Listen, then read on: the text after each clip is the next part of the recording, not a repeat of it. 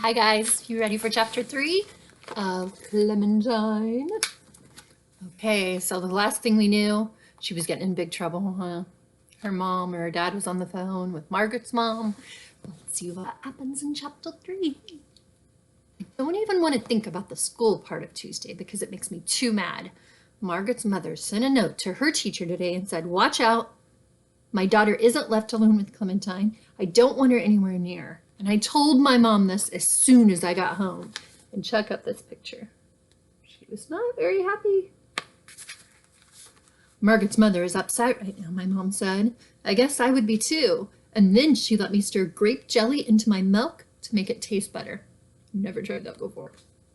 I must have still been wearing a mad face when my dad walked in because he just took one look at me and then handed me the key to the service elevator. My dad is the manager of our whole entire apartment building. He says that means all the people who live in the building and even the pigeons are the boss of him. But he has the keys to everything, so I think that really makes him the boss. And he understands that riding the service elevator always calms me down when I'm mad. Dad said 4 times sport, and that's all. And they're painting up on 7. If the painters need the elevator, you have to get off of it right away. So I rode up to 7 to see if the painters needed any help. You never know. And guess what I saw? 3 men painting the ceiling, and they had stilts on their feet. I'm not even making this up. Ooh, here's a picture. Need any help? I asked. Want me to put on some stilts too? I guess they were being polite because they said, "No thanks, kiddo, we're all set," even though I could see that they had a lot more things to do. So I rode the elevator exactly 3 more times and then I went back home. And when I opened the door, I could hear my mom still talking to my dad about the note. "How do you think that made her feel?" she said. "Can you imagine? As if our daughter was some kind of common criminal." My dad snorted and said, "Well, that is insulting. There's absolutely nothing common about Clementine." And then my mom said, "That's not funny at all." And then my dad said, "Well, it's a little bit funny." My mom said, "Okay, I guess it's a little funny. But what are we going to do?" And then I quickly closed the door and I went back out before I could hear the answer, in case it was something like, "Let's trade her in for an easier kid." I sat down in the lobby waiting to get enough bravery to go up to the 5th floor and say sorry to Margaret's mother and ask her for a note that said, "I do not think your daughter is a common criminal." Finally it came. I didn't take the elevator in Margaret's apartment because I couldn't risk running into old Mrs. Jacoby. Every time I see her, she hands me a $5 bill and says, "Run to the store and get me a box of Cheetos, dear."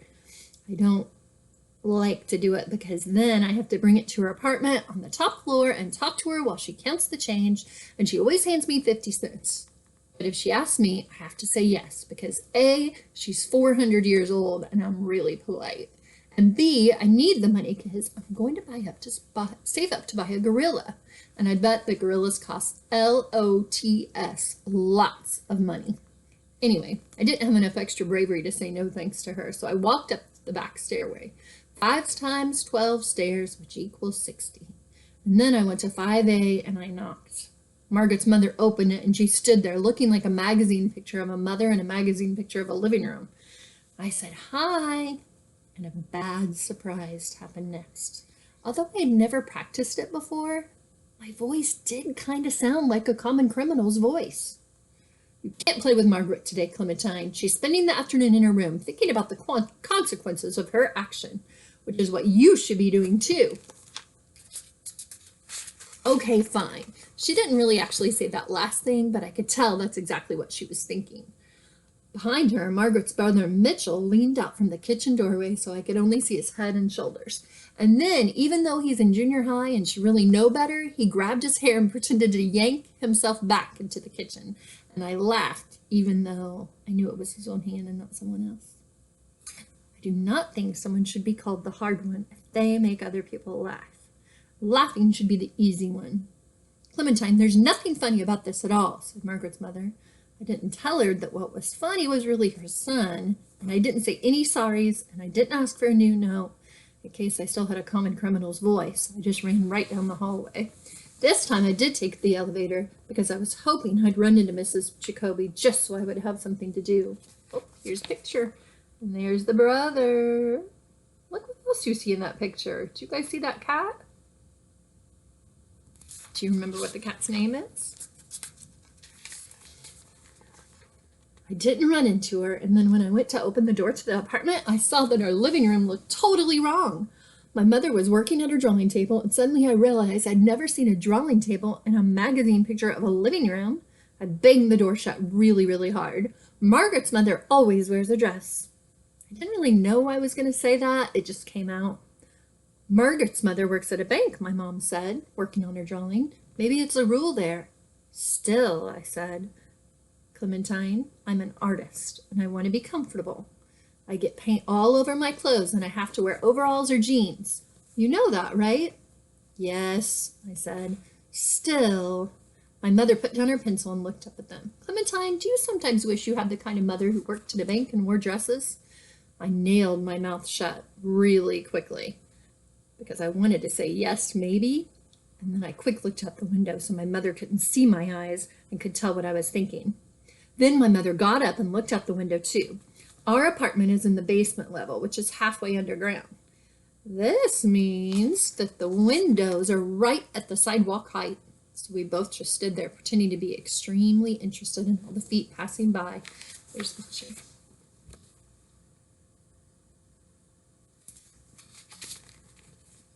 What I really was doing was trying to imagine my mom wearing a dress every day. I guess that's what she was doing too, because suddenly we both made corner eyes at each other and then we burst out laughing and we couldn't even stop. Finally, my mother wiped her eyes and said, "Oh, come on, it wouldn't be that funny, would it?" And I said, "Yep, it would." And then I knew it was exactly the right time to tell her my secret. When I grow up, Mom, I want to be an artist. And do you know what she said? She said, "Oh, Clementine, you already are. You may end up being something else too. Whatever you want to be, you can be. But you already are a really good artist. You just are." And suddenly our living room looked exquisite with the drawing table in it. But now my fingers itched to be drawing too, so I put on my jacket and I went to the park to find something interesting to draw. My dad says I'm excellent at noticing interesting things. In fact, he says if noticing interesting things were a sport, I would have a neck full of gold medals. He says that a very good sign for my future. He says I could be a good detective or something because I notice things all the time, and maybe I should get a career where my job is just to notice things. My mom says that means I could be a good artist too, or a writer. Last year, a writer came to my school and said, "Pay attention." But she didn't mean to the teacher. She meant pay attention to what was going on around you, so then you can write about it. And then she looked exactly at me and said to notice the good stuff and write it down so you don't ever forget it. So even though I'm not going to be a writer, too much sitting still for that, I noticed interesting things and I write them down, and I even draw them too. In the park, I saw something great right away. A woman eating lentils from a thermos with a toothbrush, even though she had a fork right there, which she was using to eat her salad. So I asked the lady if I could draw a picture of the lentils on her toothbrush, and she said sure. And this is what I drew. Lentils are a kind of bean. People who have lentil soup and stuff. As soon as I got home, I wrote it all down and I asked my mom if we could have lentils for dinner. "But you hate lentils, Clementine," my mom said. Well, I think I've been eating them wrong the whole time, and maybe I'll like them now. So we had lentils and I ate them the new way, and guess what? It really worked. The lentils stuck on the bristles and didn't slide off like with a fork. So I got lots and lots of lentils in my mouth, which actually was kind of bad because Mom was right. I really do hate lentils. The end. That was chapter 3. We really got to know her mom a little bit more in this chapter, didn't we? So her mom's an artist. She doesn't wear dresses, and her job is to do drawings or paintings just even in the living room. That's kind of a cool job, huh?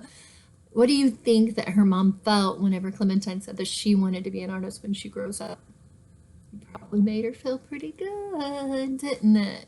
Because what it meant to the mom was that Clementine was noticing her and she appreciated what she was doing and that she wanted to be like her mom when she grew up, which is, kind of every single mom's dream. Their child would say that. Just a little tip for the rest of your day. All right, guys, I love you, and I will see you tomorrow with another chapter book. Bye-bye.